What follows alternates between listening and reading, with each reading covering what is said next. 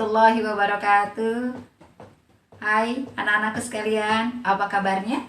Alhamdulillah, senantiasa dalam keadaan sehat walafiat ya. Dan tentunya dalam lindungan Allah Subhanahu wa Ta'ala. Anak-anakku sekalian, dalam kehidupan sehari-hari jangan lupa senantiasa kita istiqomah dalam menjalankan ibadah pada Allah. Dan tentunya semangat mengharapkan ridhonya dan mencari syafaat dari baginda Rasulullah Sallallahu Alaihi Wasallam. Anakku sekalian, video pembelajaran pada mata pelajaran Al-Quran Hadis ini tentunya bisa dinikmati oleh siapapun kalian, karena kita sambil belajar Al-Quran, sambil juga kita mencintai Al-Quran dan memahami Al-Quran, sehingga kita akan tetap bersama Al-Quran di dalam kehidupan sehari-hari kita. Amin ya robbal alamin. Anakku sekalian, video pembelajaran ibu kali ini jangan sampai lupa ya untuk terus simak dengan seksama apa yang ibu sampaikan pada materi-materi pembelajaran di video pembelajaran ini ya. Jangan lupa ya, setiap menonton, menyaksikan video pembelajaran ibu untuk berikan komentarnya ya, kemudian berikan like-nya, share, juga subscribe-nya. Terima kasih.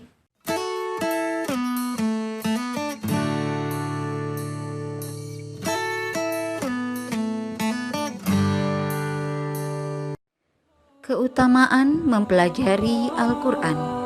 Rasulullah Shallallahu Alaihi Wasallam memberikan motivasi yang begitu besar kepada kita umatnya untuk menjadi muslim yang terbaik, yaitu dengan belajar dan mengajarkan Al-Quran.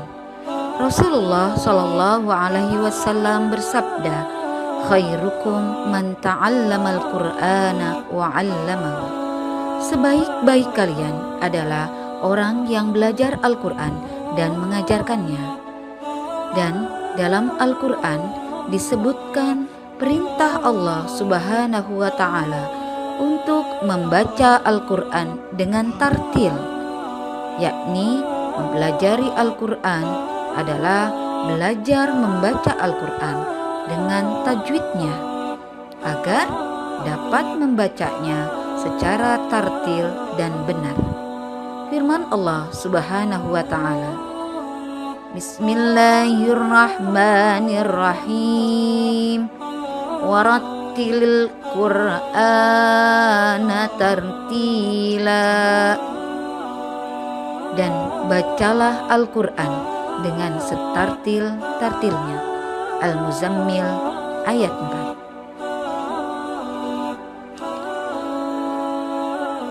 Mempelajari ilmu tajwid di dalam Al-Quran tentunya adalah merupakan fardu kifayah, tapi menerapkannya dalam bacaan Al-Quran agar dapat membaca dengan tartil adalah menjadi fardu ain. Maka motivasi kita mempelajari ilmu tajwid tentunya adalah ingin membenahi bacaan sesuai tuntunan. Baik anak-anakku sekalian, pada pertemuan hari ini kita akan mempelajari hukum bacaan mad lazim part kedua, yakni tentang mad lazim musaqqal harfi dan mad lazim mukhaffaf harfi. Baik, pada presentasi berikut ini bersama Ibu Sri Mulyaningsih kita akan membahas tentang ilmu tajwid, mad lazim musaqqal harfi dan mad lazim mukhaffaf harfi. Untuk mengawali pembelajaran kita pada hari ini, mari sama-sama kita awali dengan membaca lafaz basmalah. Bismillahirrahmanirrahim. Kita lanjutkan dengan membaca doa raditu billahi rabba wa bil islami dina wa bi Muhammadin nabiyya wa rasula. Rabbi zidni ilman warzuqni fahman. Anak-anakku sekalian yang ibu banggakan dan senantiasa dalam lindungan Allah Subhanahu wa Ta'ala, kita tentunya ingin mengetahui kompetensi dasar apa yang harus kita capai, yaitu memahami ketentuan hukum bacaan mad lazim musaqqal harfi dan mad lazim mukhaffaf harfi. Maka dengan itu, tujuan pembelajaran apa yang harus kita capai? Yakni diharapkan kalian mampu menjelaskan pengertian mad lazim musaqqal harfi dan mad lazim mukhaffaf harfi. Yang kedua, mampu mengidentifikasi bacaan mad lazim musaqqal harfi dan mad lazim mukhaffaf harfi dalam surah-surah pilihan. Dan yang ketiga, mampu mendeskripsikan bagaimana cara membaca mad lazim musaqqal harfi dan mad lazim mukhaffaf harfi. Baik, selanjutnya kita sama-sama memasuki hazanah keilmuan tentang mad lazim musaqqal harfi. Anak-anakku sekalian, pada pertemuan sebelumnya kita sudah membahas hukum bacaan mad lazim part pertama, yaitu tentang mad lazim musaqqal kilmi dan mad lazim mukhaffaf kilmi. Nah, pada pertemuan kali ini kita akan masuki hukum bacaan mad lazim yang ketiga, yaitu mad lazim musaqqal harfi. Kita awali dengan mad, artinya panjang secara bahasa. Lazim artinya harus, pasti atau wajib. Dan musaqqal artinya diberatkan. Sedangkan harfi artinya adalah huruf. Maka apa pengertiannya? Yakni mad lazim musaqqal harfi yaitu huruf mad yang bertemu sukun yang dibaca idgham dalam huruf. Tentunya kalian bingung ya, bagaimana kita bisa mengetahui adanya huruf yang bertemu dengan sukun lalu dibaca idgham. Baik, untuk slide berikutnya kita akan bahas secara rinci. Ya. Oke, berikutnya mad lazim musaqqal harfi, cara membacanya dibaca panjang 3 alif atau 6 harokat. Dan mad lazim musaqqal harfi ini contohnya banyak di dalam Al-Quran, terutama Ibu akan membahas tentang bagaimana kita mengidentifikasi mad lazim musaqqal harfi. Kapan terjadinya mad lazim musaqqal harfi? Yakni ketika huruf mad, alif, ya atau wawu bertemu sukun yang dibaca idgham dalam huruf. Baik, apa maksudnya? Yakni terjadi ketika pada huruf-huruf tunggal pada permulaan surah, yaitu yang kita kenal dengan fawatihus suwar atau huruf muqatta'ah, yang apabila diurai huruf muqatta'ah terdiri dari 3 huruf dan di tengahnya merupakan huruf mad, ya. Di tengahnya merupakan huruf mad dan akan bertemu dengan sukun, ya. Maka huruf ketiganya nanti diidghamkan atau dibaca idgham. Untuk lebih jelasnya nanti akan kita lebih jelas lagi memahami pada slide berikutnya ya. Huruf-hurufnya mad lazim musaqqal harfi itu terkumpul pada kalimah naqasa asalukum. Oke. Kita akan bahas lebih rinci lagi ya. Kita mengetahui identifikasi mad lazim musaqqal harfi. Pada huruf-huruf naqasa asalukum, kalau kita uraikan berarti huruf-hurufnya terdiri dari huruf nun, huruf qaf, sha, ain, sin, lam, kaf, dan mim. Terkumpul pada kalimat naqasa asalukum.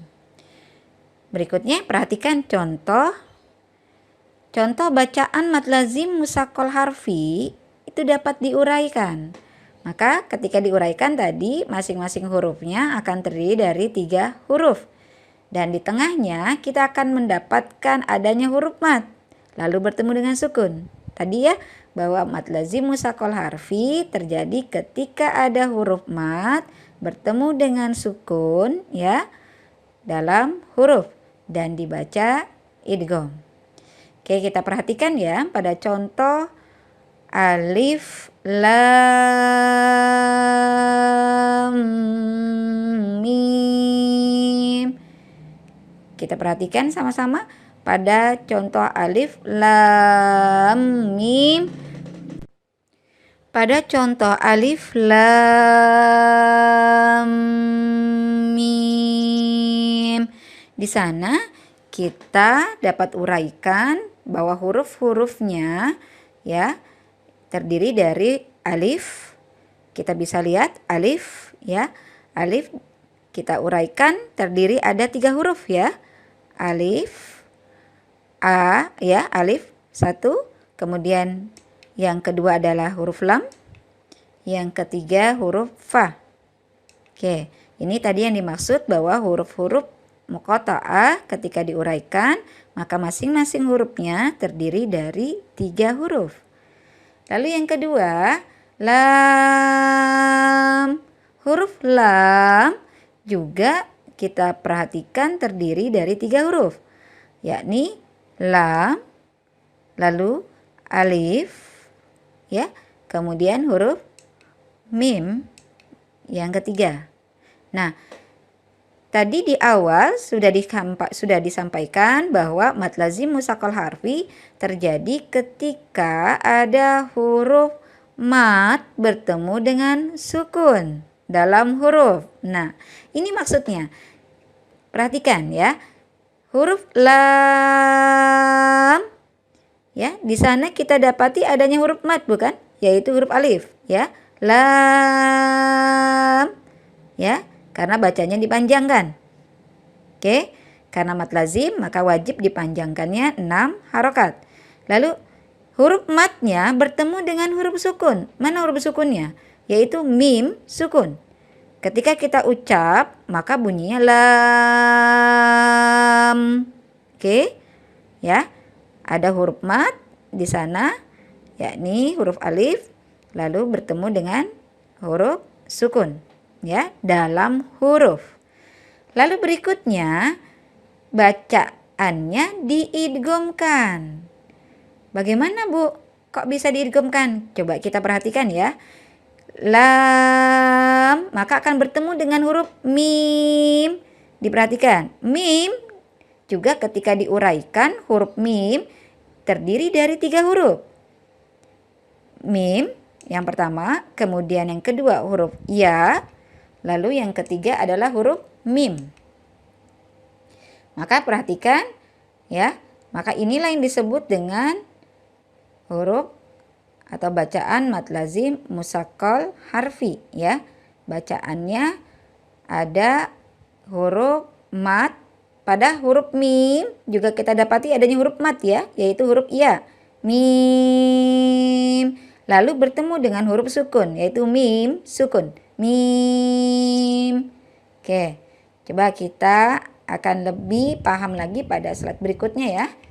Yakni Ibu akan membahas tentang deskripsi cara membaca atau menggambarkan cara membaca mad lazim musaqqal harfi.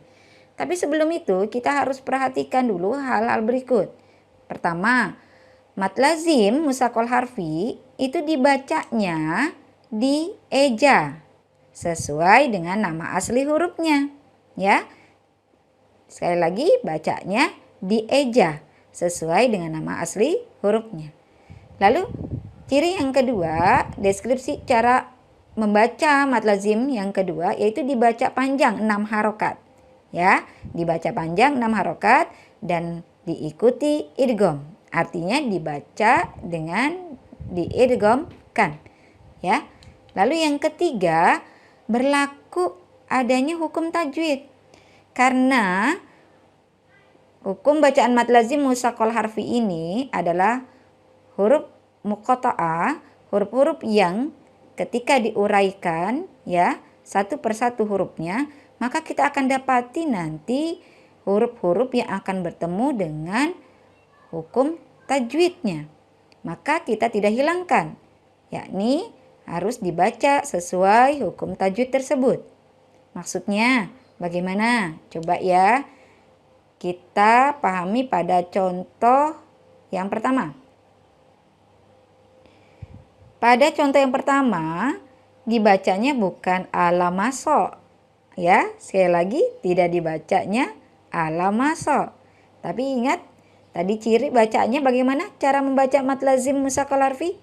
Pertama, dieja sesuai dengan nama asli hurufnya. Di sana ada huruf alif, ada lam, ada mim, ada so. Jadi dibaca sesuai nama asli hurufnya. Karena ini mad lazim, maka cara membacanya harus panjang 6 harokat. Yang mana yang dipanjangkan 6 harokat? Bacaan yang ketika hurufnya diuraikan terdiri ada 3 huruf. Ya, maka ketika huruf-huruf muqatta'ah dan diuraikan terdiri dari 3 huruf, maka bacaan itu adalah dipanjangkan sampai dengan 6 harokat. Ya, coba kita praktekkan ya pada contoh yang pertama. Oke, alif dibaca cukup 1 harokat ya, alif. Lalu huruf yang kedua, lam, dibaca 6 harokat karena mad lazim. Lihat ya, tadi sekali lagi mad lazim mushakol harfi terjadi ketika ada mad ya. Nah, pada huruf muqatta'ah yang diuraikan pada huruf lam, itu ada huruf madnya, alif. Lalu berikutnya bertemu dengan sukun, lam, ada huruf sukun ya, mim sukun. Oke, ini cara bacanya panjang 6 harokat. Lam. Oke, paham tuh? Berikutnya huruf mim. Ya, perhatikan karena di sana huruf alif, alam maso, alif, lam, mim, shad, alif, lam, mim, shad, itu mimnya adalah bertasydid, maka dibacanya ya akan bertemu dengan 2 huruf mim ya. Mim yang kedua, mim diuraikan juga sama ya, 3 huruf, ada mim, ada ya, ada mim lagi. Dan di sana di tengah-tengahnya juga berupa huruf mad, yaitu huruf ya, ya.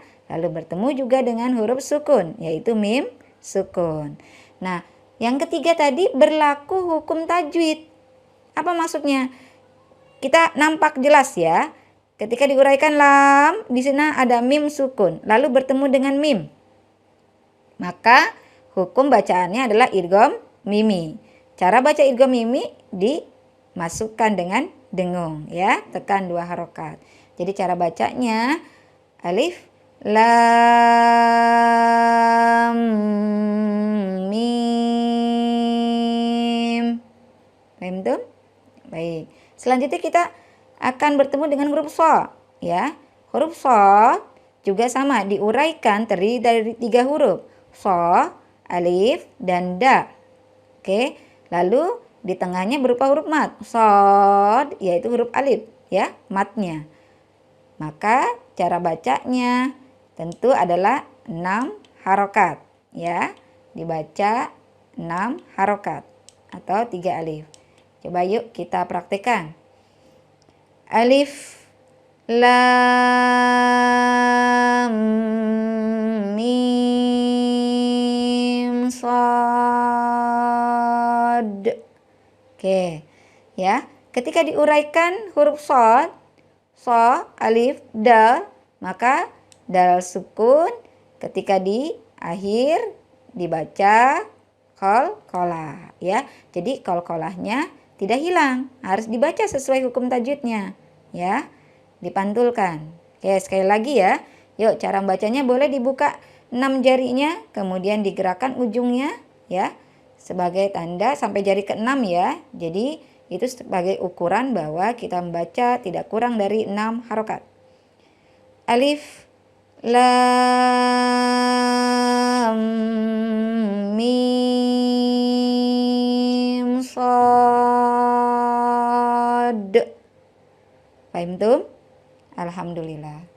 Berikutnya kita pahami contoh yang kedua. Ingat, contoh yang kedua jangan dibaca to sama ya. Bukan to sama, melainkan dibaca dieja sesuai dengan nama asli hurufnya. To terdiri dari to, sin, dan mim. Maka ketika diuraikan ya, huruf muqatta'ahnya diuraikan, Kalau mad lazim tentunya terdiri dari 3 huruf ya. Kalau bukan mad lazim maka hanya terdiri dari 2 huruf. Seperti huruf to. Ya, huruf to karena bukan termasuk huruf mad lazim maka dibacanya diuraikannya hanya 2 ya, 2 huruf to dan alif. Maka ketika dibaca juga hanya 2 harokat, yakni hukum mad tabi'i harfi. Lalu sin, perhatikan sin ya, terdiri dari 3, sin, ya, dan nun. Sin. Nah, di sana kita dapati ya huruf mad. Di tengahnya ada huruf mad yaitu ya ya. Lalu bertemu dengan huruf yang sukun atau huruf berharokat sukun, nun, sukun ya. Maka ini berarti dibaca mad lazim. Mad lazim tadi dibaca berapa? 6 harokat. Betul. Lalu ketika sin, berikutnya huruf mim. Mim juga sama, terdiri dari 3 huruf. Ada mim, ada ya, dan ada mim. Lalu mim, berarti di sana kita dapati adanya huruf mad, yaitu huruf ya. Ya. Lalu huruf ya bertemu dengan huruf mim sukun. Nah, kita lihat nih pertemuan muqatta'ah ya, huruf-huruf yang diuraikan ini huruf sin dengan huruf mim. Maka kita akan dapati adanya huruf nun sukun bertemu dengan mim. Berarti hukum bacaannya adalah idgham bi gunnah. Betul. Dibaca dengung ya. Masukkan dengan dengung, tekan 2 harokat. Baik. Yuk kita coba praktekkan cara bacaan yang kedua. Tadi to dibaca 2 harokat ya. Sin dibaca 6 harokat. Lalu di sana ada nun mati bertemu mim, dibaca idgham bi gunnah, tekan 2 harokat ya, dimasukkan dengan dengung. Lalu mim dibaca 6 harokat. Yuk. Boleh ya, ke 6 jarinya dibuka kembali. Kemudian kita praktekkan ya, gerakan ujung jarinya sampai dengan jari ke-6. Bismillahirrahmanirrahim. Ta, sim, mim. Sekali lagi ya. To hanya dibaca 2 harokat, ingat ya. Karena hanya mad tabi'i harfi, bukan mad lazim. To, sim, mim. Fahim tuh? Alhamdulillah. Baik, untuk selanjutnya. Bagaimana anak-anakku sekalian? Sudah disimak video pembelajaran Ibu? Alhamdulillah. Semoga dapat dipahami ya. Dan jika kalian belum memahami materi pada video pembelajaran Ibu, silahkan kalian putar dan putar terus video pembelajaran ini. Insya Allah akan mudah untuk memahaminya dan tetap semangat dalam menuntut ilmu dan mencari ridho Allah Subhanahu wa Ta'ala. Dan untuk itu Bu Sri akhiri dengan baca lafaz hamdalah. Alhamdulillahirabbil alamin. Kurang lebihnya Bu Sri mohon maaf. Billahi taufiq wal hidayah. Wassalamualaikum warahmatullahi wabarakatuh.